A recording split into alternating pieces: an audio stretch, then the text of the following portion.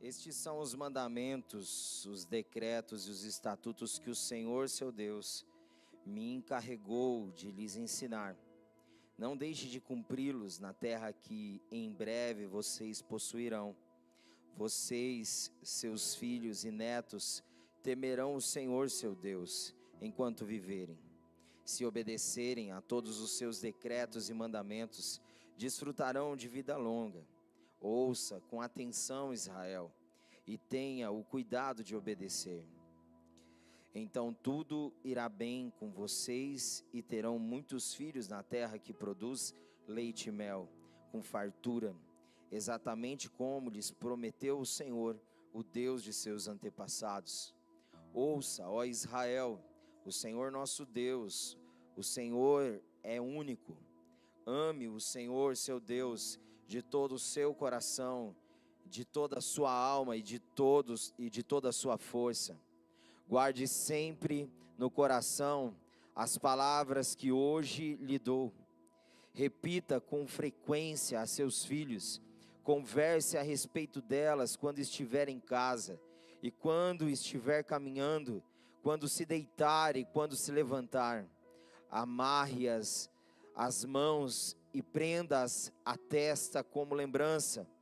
Escreva-as nos batentes das portas da sua casa e em seus portões.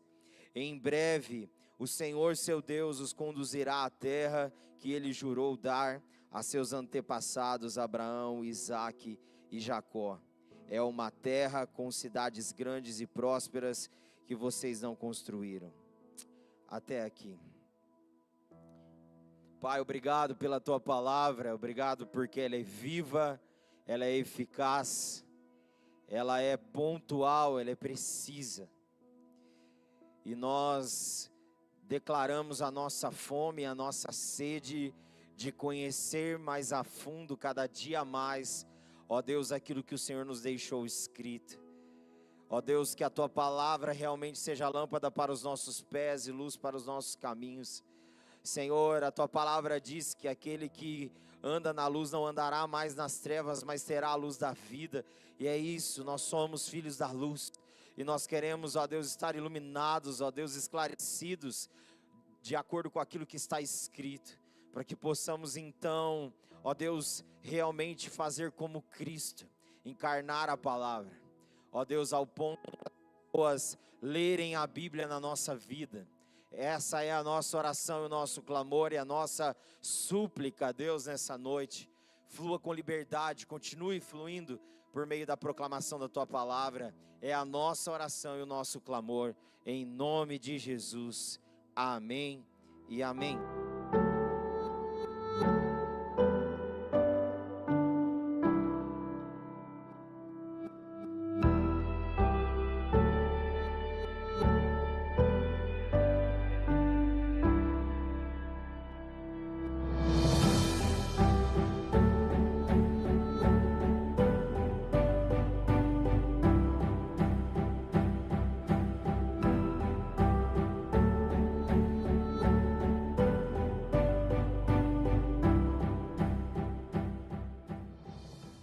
Nós estamos na construção da série de mensagens com essa temática, famílias fortalecidas, porque entendemos que no presente tempo e momento que vivemos, na verdade ao longo da história desde o princípio, a família tem sido alvo de ataque ferrenha do inimigo todos os dias, e consequentemente destruindo a família destrói a igreja, porque a igreja é a junção de uma grande família.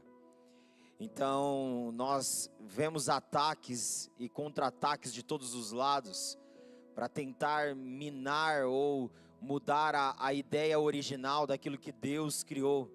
Mas a família continua carregando a identidade que o Senhor a criou para ter. Homem e mulher casados, na sua intimidade, reproduzem filhos que farão a mesma coisa, replicarão também as verdades do reino, serão famílias que serão multiplicadas dentro de um fundamento, que é aquilo que são os estatutos, os mandamentos do Senhor, para que então, de geração em geração, a gente possa ver e continuar vendo os grandes e poderosos feitos do Senhor. Toda família tem uma opção: ou sua família é uma família forte e fortalecida, ou ela é fraca e frustrada. Então seja uma casa e uma família forte e fortalecida no Senhor, porque sem Ele nada somos e nada podemos, mas com Ele tudo podemos, porque Ele é quem nos fortalece. Aleluia, glória a Deus. E buscando o coração do Senhor, junto nós vamos impartir nessa noite, dentro dessa série de mensagens, o episódio de hoje carrega a seguinte temática: discipline intencionalmente. Discipule intencionalmente. Discipule intencionalmente. Eu falei discipline porque a origem da palavra discipulado é disciplina. Discipule intencionalmente. Você vai ver a palavra intencionalmente.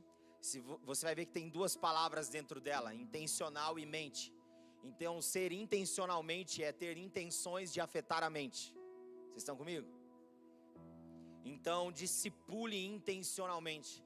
Tenha a intenção de afetar a mente daqueles que estão à sua volta, com a verdade do Cristo, com a mente do Cristo. Por isso que Paulo, em uma de suas cartas, ele diz: vós tem a mente de Cristo.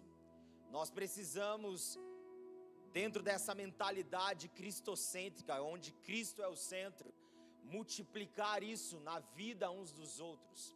O discipulado é um estilo de vida que nós aprendemos e ensinamos. Há uma diferença de você ser um cristão, um crente dentro da multidão e ser um discípulo. Ser salvo, nós vamos entender que não vai nos custar nada, foi pela graça. Mas ser discípulo vai nos custar tudo. Por isso que Jesus, ele diz: aquele que quer ser meu discípulo e não renuncia a tudo quanto tem, não pode ser meu discípulo.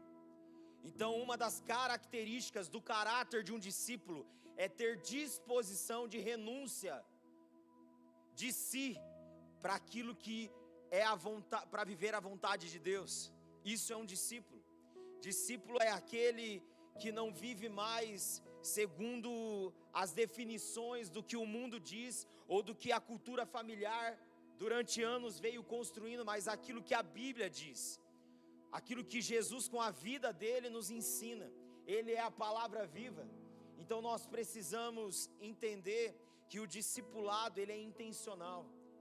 Jesus, ele fez 3 chamadas, e dentro dessas 3 chamadas existe um processo. Primeiro ele chamou: vinde a mim. Quando ele falou vinde a mim, ele fala: quando vocês virem a mim, vocês vão encontrar alívio. Vocês vão trocar o fardo que é de vocês, que é pesado, e vão receber o meu fardo, que é leve e suave. E vocês vão aprender de mim, porque eu sou manso e humilde de coração. Ou seja, eu não sou arrogante, eu não fico me achando, não, pelo contrário. Eu vim aqui para servir vocês, e a partir da postura de servo, eu quero ensinar vocês a como também seguir os meus passos. Então ele diz: vinde a mim. O segundo passo no processo de quem é um discípulo de Jesus, depois que vai até ele, é: vinde após mim. E aí então ele diz: todo aquele que quer vir após mim, negue-se a si mesmo, tome a sua cruz e me siga. Então agora, a próxima etapa vai apertando agora, porque antes ele me chamou para ir até ele, agora eu recebi alívio. Uau, que gostoso, que maravilhoso.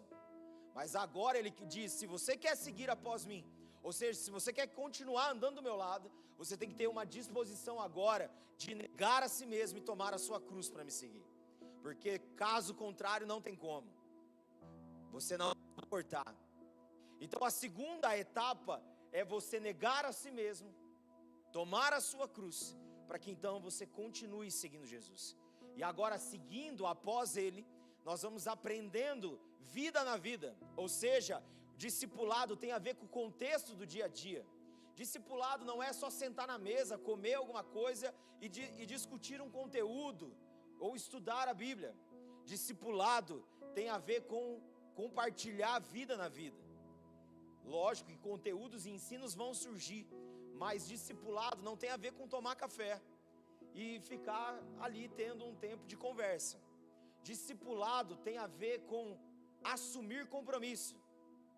Quando Jesus nos chama para ser discípulo, Ele não diz, vem ficar tomando café comigo, comendo comigo, não. Ele fala, você quer assumir compromisso comigo? Você quer assumir uma responsabilidade comigo? Porque discipulado é assumir a responsabilidade do reino de Deus. Isso é discipulado. E você vai caminhar do meu lado. Nós vamos comer juntos, sim, mas você vai aprender na prática como lidar com as demandas do dia a dia. Todo discípulo se torna um especialista em pessoas. Por isso, queridos, nós precisamos muito de Jesus. Os dias de hoje as pessoas estão difíceis, ou não? Tá mole não, né, queridos? Tá mole para você lidar com seus relacionamentos, para lidar com as pessoas nas suas demandas de trabalho ou no seu dia a dia, tá fácil? Não, isso mesmo, não tá. Por isso nós precisamos desesperadamente de Jesus, porque ai de nós se não for Jesus na nossa vida. Andar com Ele vai nos fazer especialista em como lidar com pessoas. Entende, queridos? Jesus, ele lidava com vários que estavam próximos dele, mas os discípulos eram os que estavam próximos. Discípulo é aquele que Jesus dá liberdade de chamar no particular. Discípulo é aquele que quando Jesus está ensinando a multidão e não entende, chama no particular e diz, me explica melhor aquilo. Porque discípulo tem intimidade. Discípulo tem a ousadia de poder ouvir o coração do mestre. João, ele se autodenominou discípulo amado. É muito convencido João, né? Ele escrevendo sobre ele diz, o discípulo amado, o discípulo muito amado. Você vê as cartas de João, ele chamando de filhinhos, mas ele era tido como filho do trovão. Ele é aquele que aquela cidade que Jesus pregou, o povo não queria, ele falou, vamos orar para Deus descer fogo do céu e matar todo mundo. É esse. Agora está chamando o povo de filhinho. O discipulado, ele tem um poder de causar uma transformação em nós. E nós precisamos ser intencionais. Ser intencionais no discipulado. Nós vamos aprender com as pessoas que o Senhor nos conecta. E nós precisamos também ter o coração não só de aprendiz, mas também de mestre, para poder ensinar as pessoas. Ninguém sabe tão pouco que não pode ensinar nada. O pouco que você tem é muito para quem não tem nada. Então tenha o coração disposto, para que você possa ensinar e falar com propriedade. Sabe, queridos, a nossa fala, ela não pode afetar só a imaginação das pessoas, ela precisa transformar a nossa realidade. O discipulado nos ensina isso, que a fala, ela não pode afetar só a imaginação. Como assim, pastor? A hora que você fala, não, eu estou em Cristo, eu sou nova criatura, nossa, aí você afeta a imaginação da pessoa, nossa, essa pessoa deve ser outra mesmo. Mas aí quando ela está perto, e fica mais perto dessa pessoa, ela vê que é fruto só da imaginação, porque na realidade não tem nada de transformação. Não, queridos, a nossa fala não pode afetar somente a imaginação das pessoas, mas precisa transformar a realidade. Quando as pessoas estão do nosso lado, elas precisam entender que existe um antes de Jesus e outro depois de Jesus. Aleluia, queridos. Nós precisamos entender que isso é discipulado. É a gente ter uma fala que não afeta só a imaginação, mas que transforma realidades. E nós vemos que Jesus, ele fez isso. E depois o terceiro estágio da chamada dele é, você já veio a mim, você já andou comigo. Vinde a mim, vinde após mim, agora ide por mim. Vai, amadurece, cresce. O que eu fiz com vocês, façam com outros. Esse é o discipulado intencional. Assim como intencionalmente eu afetei e transformei a realidade da sua forma de pensar, a sua mentalidade, consequentemente tudo que você é, faça isso, faça o mesmo. Por isso que ele diz, ide portanto, fazei discípulos de todas as nações, batizando-os em nome do Pai, do Filho e do Espírito Santo, ensinando-os a guardar tudo que vos tenho ordenado, e eu estarei convosco até a consumação do século. Ele diz: venha a mim, venha após mim, e agora ide por mim. Olha a expressão, vem a mim, vem do meu lado, e agora vai. Vem do lado, agora vai. Qual etapa você está? Na hora de ir, você travou? Ou você está indo? Na hora de ir após ele, ao lado, você travou? Porque muitos travam só no vem a mim. Ah, lindo, corações borbulham. Jesus diz: vem a mim. Mas e o segundo? Vinde após mim. Aí nem é todos que entram nesse processo. Porque daí não quer negar a si mesmo, não quer tomar a cruz. Então não tem como seguir Jesus. O terceiro é vá. Sabe, queridos, a gente precisa ter essa posição. A graça do Evangelho é você não só contemplar aquilo que Ele está fazendo na sua vida, mas o que Ele pode fazer com a sua vida nas mãos dEle, na vida de outro. Isso é o sentido do Evangelho. Aleluia. Se você nunca viveu essa graça, ouse viver. Ver aquilo que o Senhor está fazendo na vida de outra pessoa. Esse é o sentido do Evangelho. Caso contrário, não faz sentido. Aleluia. Amém, queridos. E quando vamos aqui para a realidade do Deuteronômio 6, o Senhor está falando do povo que iria herdar a promessa, a terra prometida, as promessas de Deus. Então Ele dá instruções, Ele fala como que esse povo deve fazer. Ele diz: ó Israel, o nosso Senhor, Ele é o único Deus, não existe outros deuses, Ele é o único Deus. Ele diz: amarás o Senhor teu Deus de todo o teu coração, de toda a sua alma e de toda a sua força. E aí então Ele diz: ensine e repita várias vezes isso aos seus filhos, ensinando-os assentado à mesa, ao deitar, ao levantar, coloque isso nos umbrais das portas, no portão. Faça isso como memorial, para que vocês e seus filhos e as próximas gerações não se esqueçam dos meus ensinamentos. Nós precisamos entender que o Senhor, Ele sempre nos chama a viver intencionalmente. Não é com segundas intenções, é com primeira intenção. É intenção primária. Aleluia. Seja intencional no dia a dia, no ordinário. Não viva atropelado pela correria ao ponto de se perder daquilo que é a essência da vida. A essência da vida é aprender com Jesus e compartilhar o que eu tenho vivido com Jesus. É curtir e compartilhar. Tem gente que só curte, mas não compartilha, daí não faz sentido. O que você curte precisa ser compartilhado com outros, para que aquilo que outros estão vivendo possa ser afetado por aquilo que afetou sua vida. Então nós precisamos estar atentos. E nós vemos a Bíblia nos ensinando a viver um discipulado intencionalmente. Nós vemos vários relatos, e o primeiro que eu gostaria de me ater é de Ruth e Noemi. Ruth capítulo 1, versículo 16. Noemi e Ruth estão ali agora no embate. Só vou trazer contexto para você entender a história. A Bíblia diz que Noemi, seu esposo e seus 2 filhos moravam em Belém, que significa casa do pão. Mas Belém estava vivendo uma crise econômica gigante e não tinha pão. A cidade que carrega consigo casa do pão não tinha pão. Então eles decidem ir para Moabe, que é um povo misturado, um povo que não era tido como povo de Deus. E ali em Moabe, os seus 2 filhos casam com 2 moabitas, uma chama Orfa e a outra Ruth.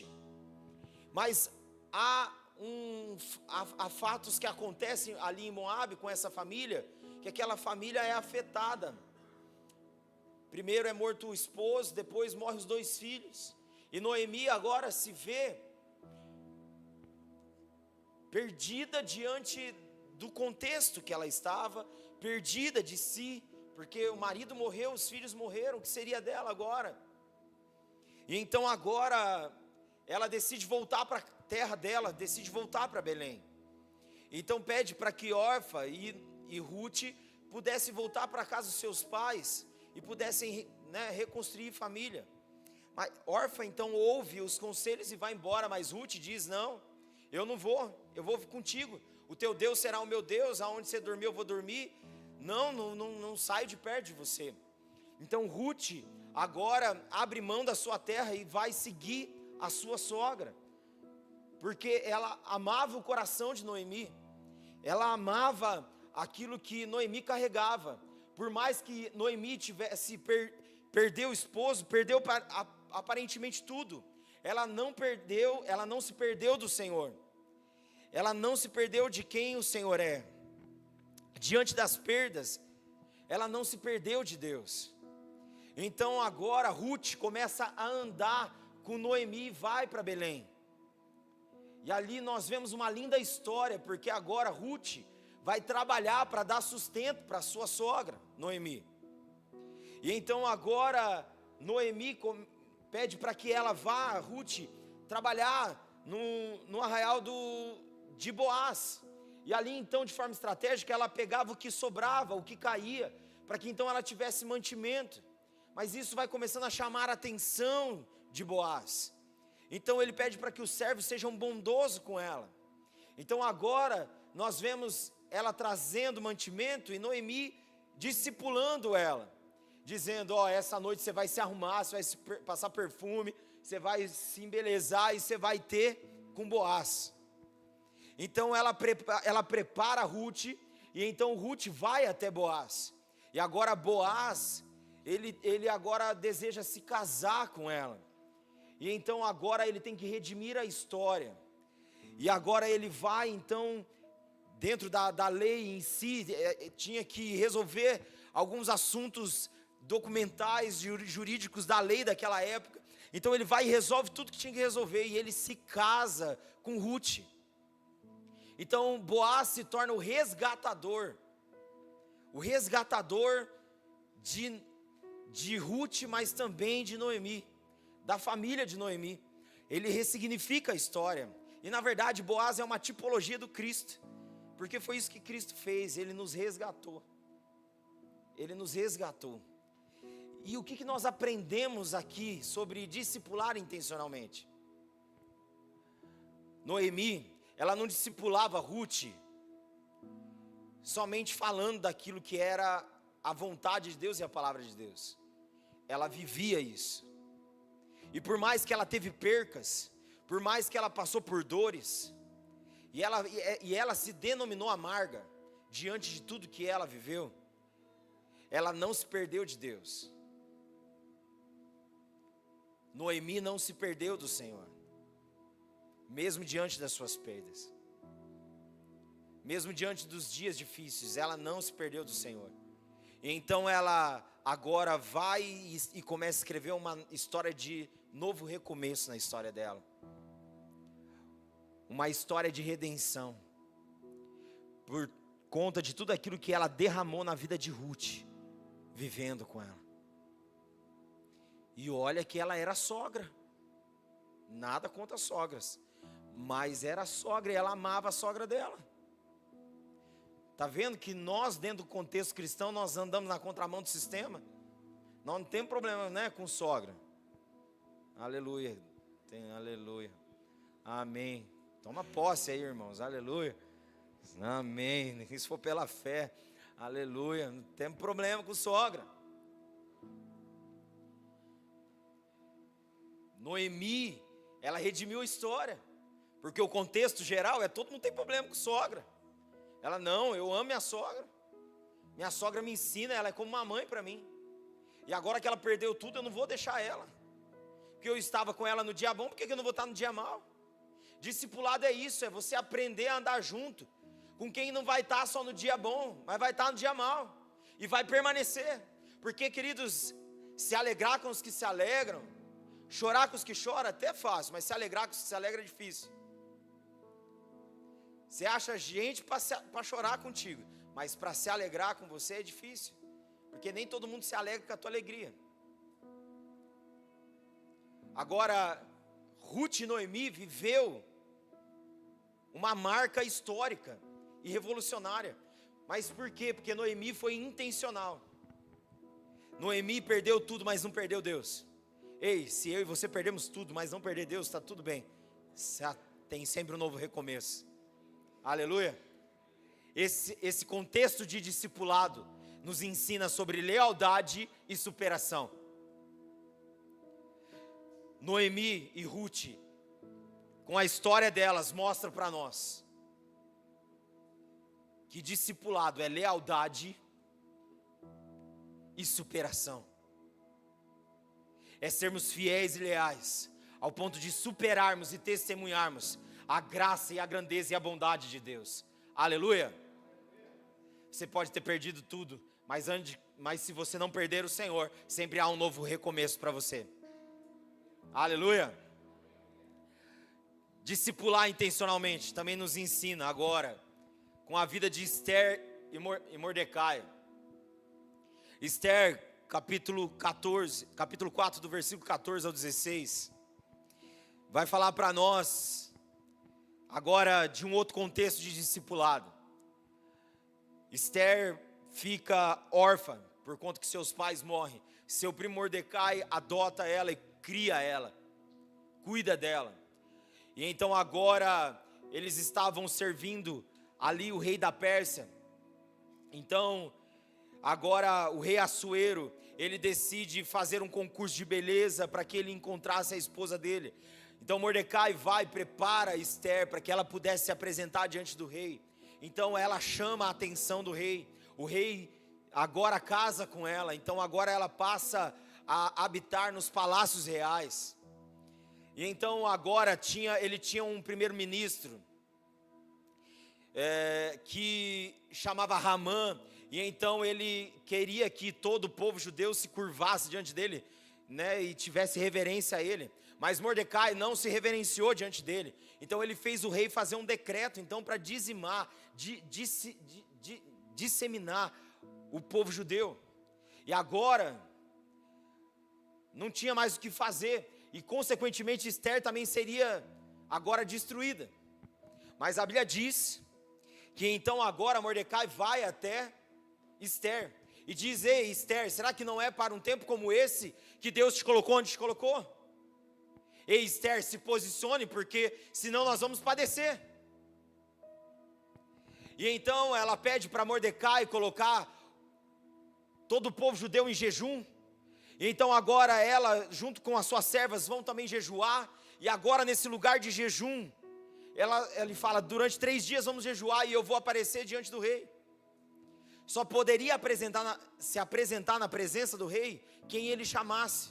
Porque quem se apresentasse na presença do rei sem ser chamado, poderia morrer. Se ele não estender o cetro na hora que essa pessoa entra, então agora essa pessoa está condenada à morte. Mas Esther então jejua, põe o povo dela para jejuar e vai para cima agora lá se apresentar diante do rei. O rei estende o cetro, ela não morre. Então agora ela consegue ganhar não só o coração, mas os ouvidos do rei. Então agora ele ouve tudo que Ramã fez. E então agora tudo aquilo que Ramã tinha armado para Mordecai, para que ele pudesse ser enforcado e morto e o povo judeu ser dizimado, agora vira contra ele, porque ele agora é enforcado. E Mordecai é colocado num lugar de destaque. Mas nós aprendemos o que com Mordecai e Esther no discipulado? É que Mordecai, ele ensinou, ele discipulou na pressão e na opressão Esther a se posicionar. O discipulado vai nos ensinar no dia a dia, diante das pressões e opressões, a se posicionar. Nós precisamos, diante das pressões e opressões, queridos, ensinar uns aos outros a se posicionar. Sermos intencionais no posicionamento. Esther se posicionou, porque senão o povo dela ia padecer. Você tem se posicionado? Você tem posicionado a sua casa e a sua família diante daquilo que são os princípios de Deus, para que o povo não padeça? para que o povo não sofra ataques e venha sofrer a morte espiritual. Nós temos nos posicionado. Como está a sua realidade de jejum? Você tem jejuado com os irmãos? Você tem proclamado jejum? Matado sua carne, para que então o Senhor possa levantar o cetro dele e possa então mudar a história, reverter a história. Diante das pressões e opressões, nós precisamos nos posicionar. Aleluia, queridos. Seja alguém posicionado diante da realidade que vivemos. Não seja alguém que vai na onda. Seja alguém focado naquilo que Jesus nos ensinou. Seja alguém focado na palavra. Aleluia. Esther e Mordecai nos ensina que na pressão e opressão nós precisamos nos posicionar. Isso o discipulado causou na vida de Esther. Outro que nós aprendemos é Joquebede e Moisés. Joquebede tem um filho, e há um decreto de Faraó, que todos os meninos que nascessem naquela época, seria jogado no rio Nilo, para poder conter, porque o povo de Deus estava crescendo muito, o povo estava se multiplicando demais, o Faraó estava com medo. Então agora o decreto era para matar todos os meninos, mas Joquebede esconde Moisés durante 3 meses, coloca ele dentro de um cesto, unta esse cesto, para que não vaze, e então agora Miriam coloca Moisés dentro do cesto, quando a filha de Faraó está se banhando no rio. Então agora a filha de Faraó olha para Moisés, tem compaixão dele e adota aquele menino. Então Miriam se achega perto e diz: eu tenho uma ama que vai cuidar dela, que vai cuidar dele. E então agora Moisés volta para casa debaixo de segurança. Ele é criado pela sua mãe, criado na casa de sua mãe, até que então ele pudesse voltar para o palácio de Faraó. Joquebede, mãe de Moisés, nos ensina que mesmo diante das afrontas e decretos, o medo não pode falar mais alto do que a nossa fé. Aquela mulher teve fé, aquela mulher se levantou em favor do filho dela. Então aquilo que era uma condição de medo e de morte daquela época, foi transformado em um grande testemunho de um grande libertador que se levantou no seu tempo. Joquebede discipulou, Joquebede nutriu isso na vida do seu filho. E então Moisés cresceu. Então nós conhecemos a história que ele vê um hebreu sofrendo injustiça, ele vai e mata aquele que estava fazendo injustiça contra o hebreu. Agora ele tem que fugir. E então agora que ele foge, ele se achega perto de uma família, e essa família é a família de Jetro. Jetro é Reuel, que significa amigo de Deus. Então agora ele vai ser discipulado em outro contexto, num contexto de uma casa que o sacerdote da casa carrega a identidade de amigo de Deus. Então uma nutriu e deu base, o outro esticou e rompeu limites e fez enxergar além. Jetro caminhou com Moisés, preparou Moisés para ser esse grande libertador que ele foi, para libertar o povo do Egito. E então agora que o povo estava liberto, agora Moisés estava sobrecarregado, com muita demanda. Então Jetro chama Moisés e dá um conselho, e faz ele enxergar além.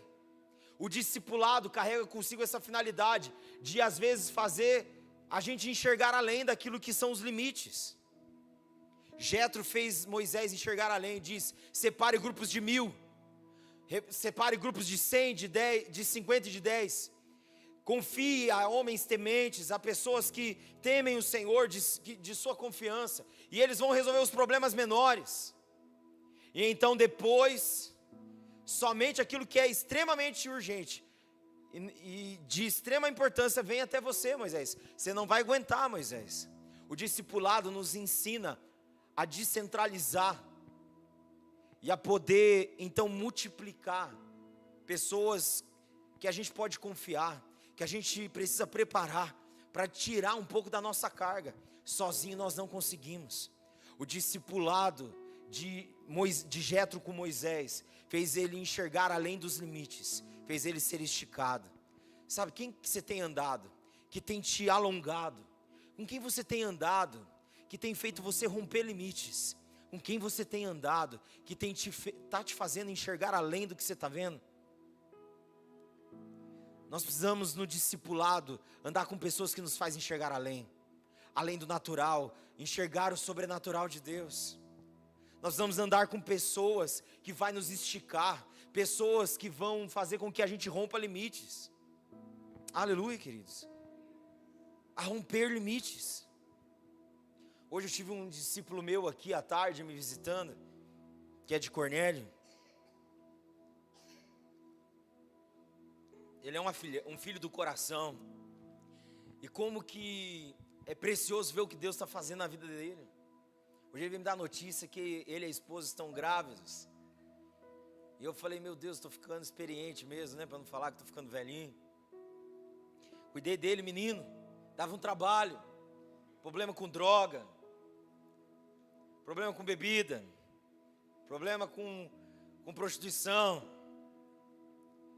Dava trabalho. Quantas madrugadas eu ia lá com ele. E então, no discipulado, comecei a enxergar que ele tinha, enxergar e falar e mostrar para ele que ele podia ir além. Ele não se via capaz de fazer faculdade. Se sentia incapaz. E aí no discipulado nós fomos caminhando juntos. Eu disse, o Senhor vai te dar graça. Se formou em administração. Começou a trabalhar dentro de um banco.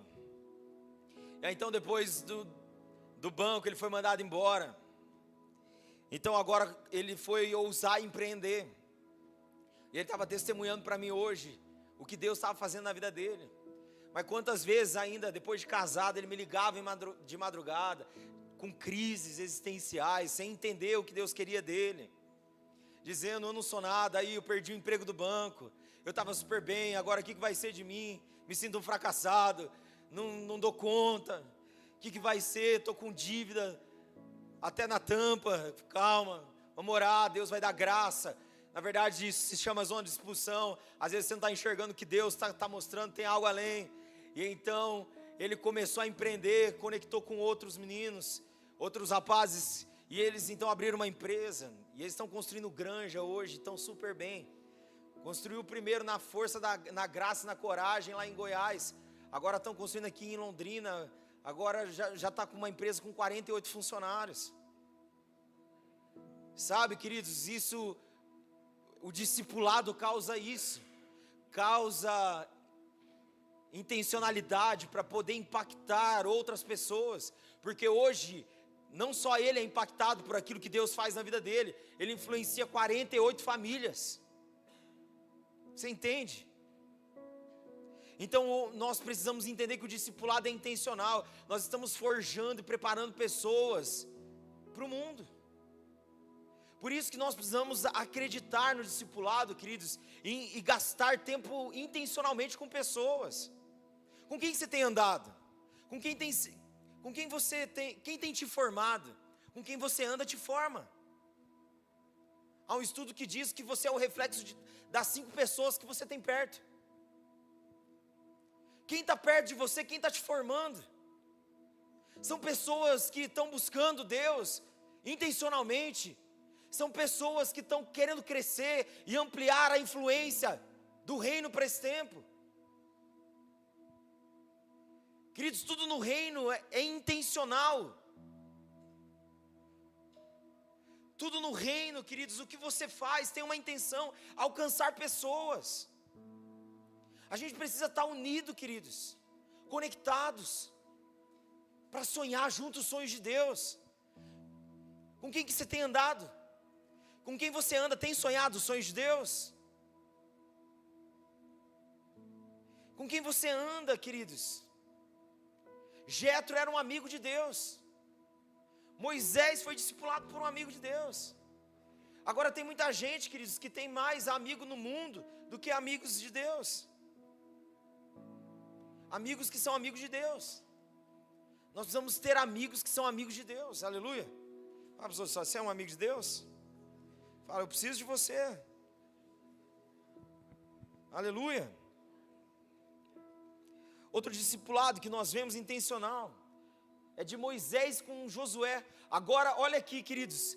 Ele recebeu de Joquebede, sua mãe, que nutriu a base dele de ensino.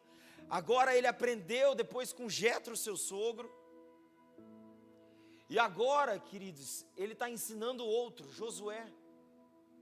Isso é a dinâmica do reino. É eu aprendendo e eu ensinando a próxima geração. Agora, aquilo que Moisés vivia em Deus chamou a atenção de um menino chamado Josué.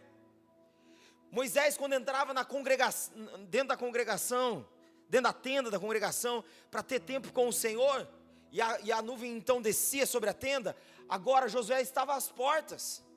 Ele estava aprendendo. Quando o povo fez bezerro de ouro, sabe onde estava Josué? Não estava lá fazendo bezerro de ouro, ele estava no pé do monte, esperando Moisés descer.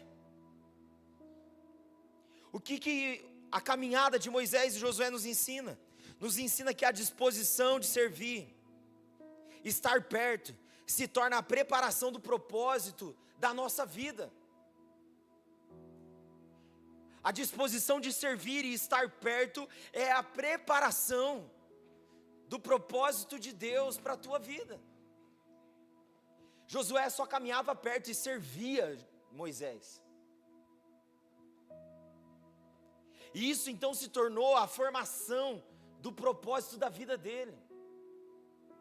Ao ponto de quando Deus leva Moisés, Josué assume agora a liderança do povo, para levar o povo à terra prometida. Então Moisés foi a resposta para libertar o povo do Egito, representação do mundo. Mas agora Josué, que foi discipulado por Moisés, é responsável de levar o povo para dentro da terra da promessa. Queridos, isso é discipulado intencional. É você mostrar com a vida. É um discipulado de contemplação, é contemplando o Senhor e contemplando a vida um do outro. E isso vai formando a gente. Com quem você anda, tem contemplado ao Senhor e tem contemplado a transformação das pessoas que estão à sua volta. Vamos ser intencionais. Assim como Moisés recebeu, ele deu. Aquilo que você tem recebido, você tem dado, você tem compartilhado. Quais são as pessoas que você tem compartilhado a palavra da verdade? Quem são as pessoas que você tem compartilhado vida? Não passe em branco daquilo que Deus está te dando a oportunidade de viver, que é mais do que ser marcado pela presença dEle, é deixar a presença dEle em você marcar a vida de outro. Aleluia. Outro exemplo que nós vemos é Elias e Eliseu, 2 Reis 2:9. Deus ia tomar Elias para si, e Eliseu então agora se achega perto, começa a caminhar com Elias.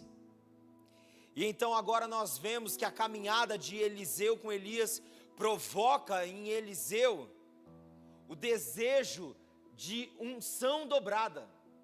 Na cultura judaica, o filho primogênito, ele tinha direito à herança dobrada. Vocês estão comigo? Na cultura do judeu, o filho primogênito tinha o direito de uma herança dobrada.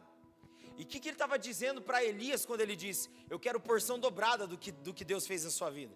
Fala, eu quero ser um filho espiritual que recebe herança dobrada do que Deus confiou na sua vida, Elias. Então Elias fala assim: fica colado em mim, porque quando o Senhor me tomar e você estiver perto e você me ver subindo, e você pegar a minha capa, você receberá a porção dobrada. Uma geração provocando a outra geração a ir além, a ter uma unção dobrada. Tudo aquilo que Elias viveu de poderosos feitos do Senhor, agora Eliseu, sabendo, ele disse: eu quero não só o que você viveu, mas o dobro do que você viveu. Queridos, discipulado é provocar a próxima geração a querer ir além. Será que nós adultos estamos provocando a nova geração a querer ir além? A querer unção dobrada do Senhor? Unção fala de capacitação, ou seja, Eliseu queria uma capacitação dobrada para viver os propósitos de Deus, de ser marcante no tempo dele. E ele foi, queridos, ele fez o dobro daquilo que Elias tinha feito de prodígios e sinais, ao ponto de enterrar alguém em cima dos ossos dele e essa pessoa ressuscitar. Tamanha era a glória de Deus sobre a vida de Eliseu. Elias provocou em Eliseu sede e anseio de viver o dobro em Deus. Será que a gente tem histórias que a gente conta hoje para ainda continuar marcando os nossos filhos? Ou a gente tem histórias só do que a gente viveu um dia, mas não vive mais? A gente precisa marcar os nossos filhos diariamente. Nós precisamos provocar a nova geração. Aleluia. Jovens e adolescentes, precisamos provocar essa nova geração. Aleluia, queridos. Quantos adolescentes, queridos, que se distraem todo final de semana, e a marca deles, da história da vida deles, vai ser o quê? As distrações. Não vão ter marcas de experiências, da comunidade, da comunhão. Não terão experiências. Porque qualquer outro evento vira vento, leva. Nós precisamos, com a nova geração, ser intencional e estar presente. É expondo eles diante da glória de Deus para que eles sejam marcados. Aleluia, queridos. Então precisamos ser intencionais, precisamos expor eles diante da glória de Deus. Precisamos expor os nossos filhos. Elias expôs Eliseu, e Eliseu quis o dobro. Se nós adultos expormos a glória de Deus de tal forma que os nossos filhos vão querer, eu quero porção dobrada, eu quero isso, eu anseio por isso. Mas muitas vezes os adolescentes hoje servem o Deus dos seus pais, porque não é o Deus deles ainda. E muitos adolescentes não servem nem o Deus dos pais mais, não querem saber do Deus dos pais.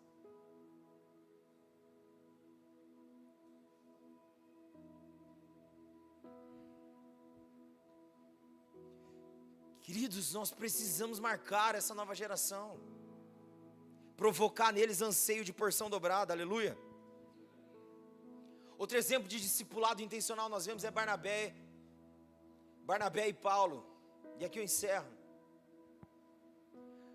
Barnabé significa filho da consolação, o filho do encorajamento, o significado do nome Barnabé. Barnabé, dentro do seu ministério, lembra de Paulo, que estava em Tarso. Então ele vai até Paulo, porque os apóstolos estavam com receio do histórico de Paulo, que ele perseguia a igreja. Mas agora ele foi alcançado pelo Senhor, ele teve uma experiência sobrenatural com o Senhor. Então mandaram ele para Tarso. Mas Barnabé se lembra dele, vai até ele e encoraja Paulo, traz Paulo para Antioquia, para a igreja de Antioquia, que está vivendo um avivamento. E ali fica um ano inteiro os dois ensinando aquela igreja. Discipulado é a gente encorajar uns aos outros, é ser Barnabé na vida de alguém. Paulo não foi esquecido. Barnabé, às vezes nós nem lembramos, nós lembramos do apóstolo Paulo, que fez grandes coisas. Mas Barnabé foi alcançado pelo Senhor para ver Paulo, para alcançar Paulo. Ele então se tornou um filho do encorajamento, ele encorajou Paulo a viver o propósito de Deus. Ele trouxe Paulo para perto. Ele expôs Paulo a um avivamento que estava acontecendo na igreja de Antioquia. Nós precisamos, queridos, andar juntos e expor os nossos filhos naquilo que Deus está fazendo. Aleluia. Porque isso então agora ativou Paulo, agora isso fez diferença na vida de Paulo. Tirou de Paulo barreiras, potencializou aquilo que era o chamado de Paulo, aquilo que Paulo nasceu para viver. Ele foi uma resposta. Será que a gente tem sido resposta para os Paulos dessa geração? Sido Barnabé nessa geração? Enxergado os Paulos que estão escondidos, que tiveram uma experiência com o Senhor, mas estão isolados, não estão sendo acompanhados, ninguém está caminhando junto. Vamos caminhar junto com as pessoas, queridos. Vamos ser intencional na formação do caráter de Cristo na vida das pessoas.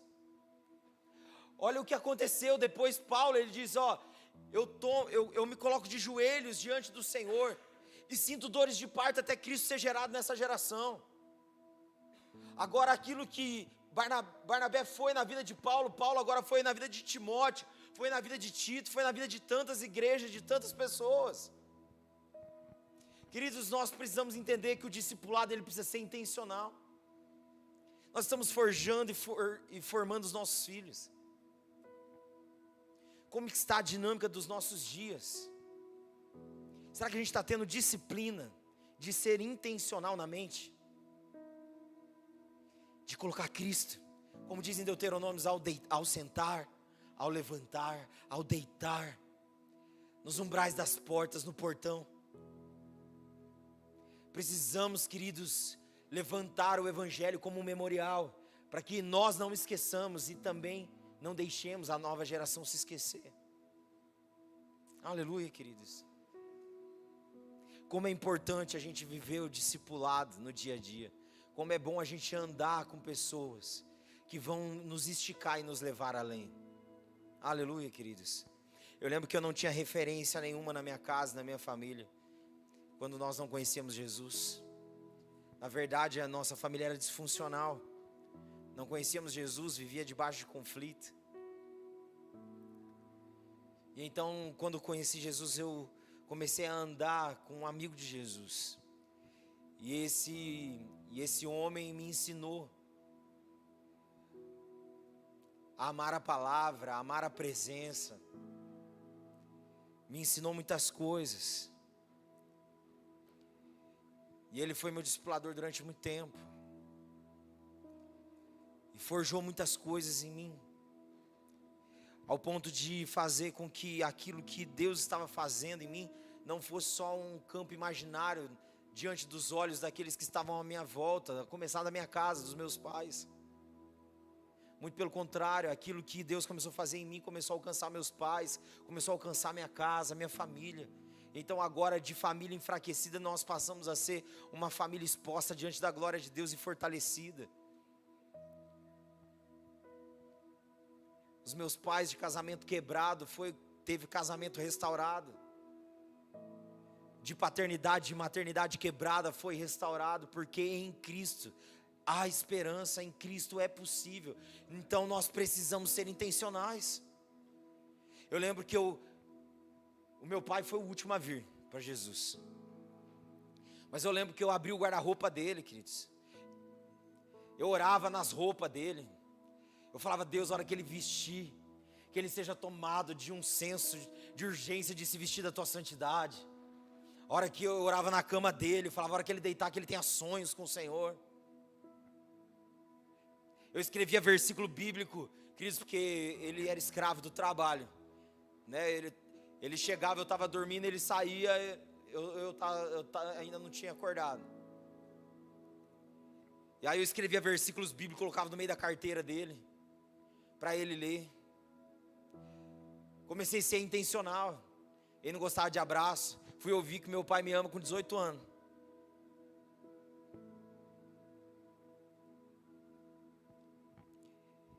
Comecei a ser intencional na vida dele. Começamos a orar.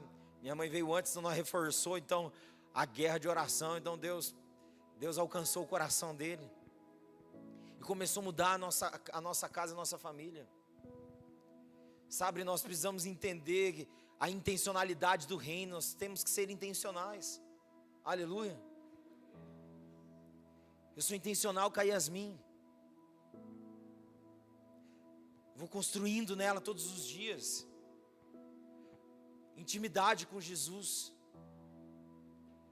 Eu sento ela de frente com o céu e falo, contempla a criação de Deus, filha, porque a criação manifesta a glória de Deus. E ela está assim maravilhada com o céu agora.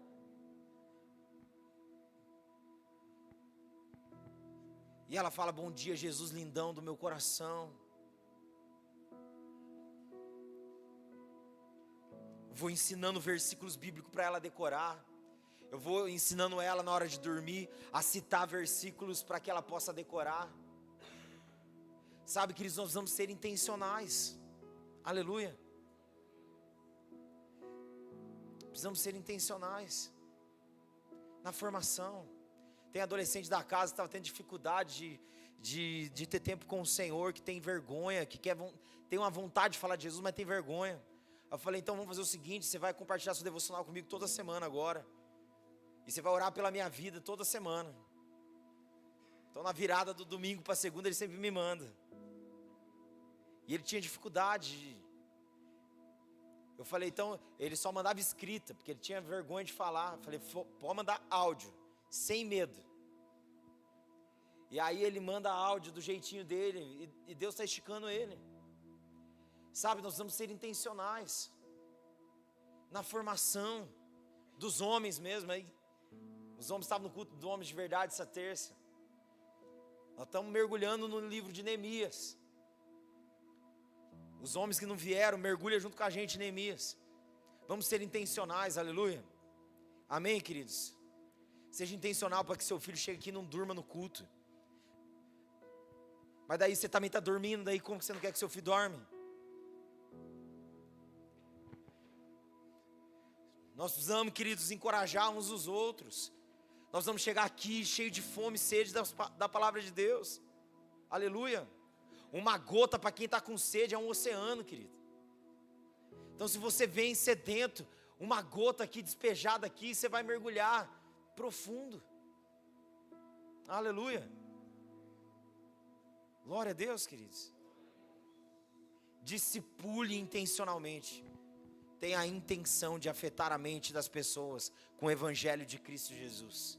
Assim como Jesus fez, assim como Jesus faz comigo e com você, faça com outros. Porque essa é a essência do evangelho, aleluia.